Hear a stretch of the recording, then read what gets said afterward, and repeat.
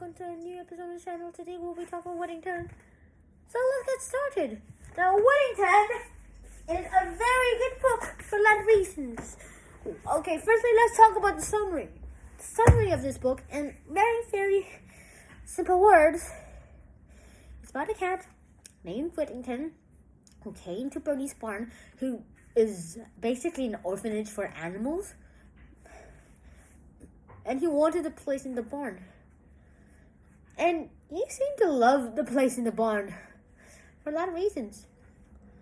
One part is that now that he had a home with people who actually cared for him, he felt a lot like he was back in his old owner's house.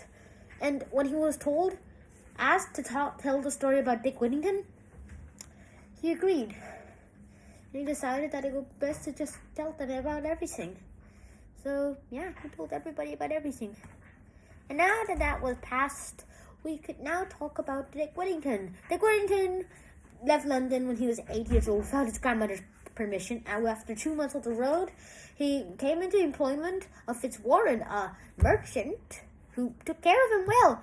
One day, he got a halfpenny. I think he was like 10 years old. And he bought a cat.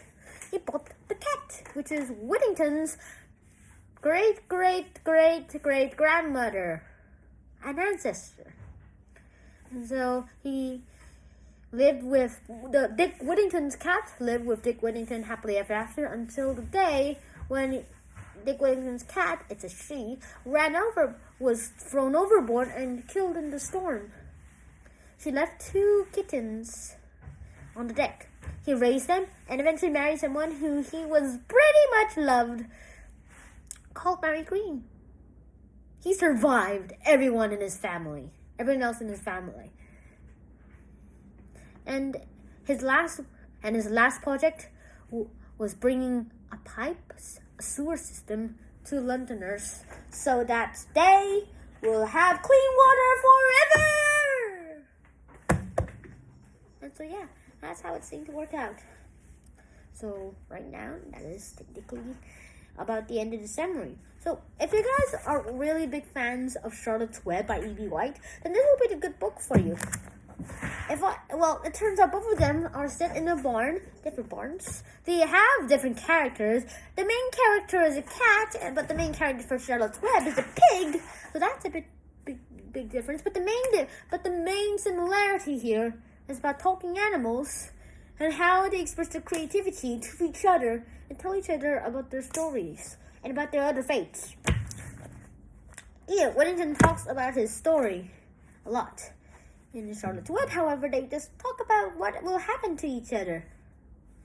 And Whittington, well, he lets fate decide. They both have all their ups and downs and their dangers. And that's how it seemed to work out. Whittington was awesome. And everybody sort of might like Whittington. So if you guys really do like Charlotte's Web, then you should have this book. Here, read the Whittington book. And that is my book review. I hope you guys really did enjoy this episode. If you guys did enjoy this episode, please like, share, and subscribe to this channel if you haven't already. And I'll see you in the next episode.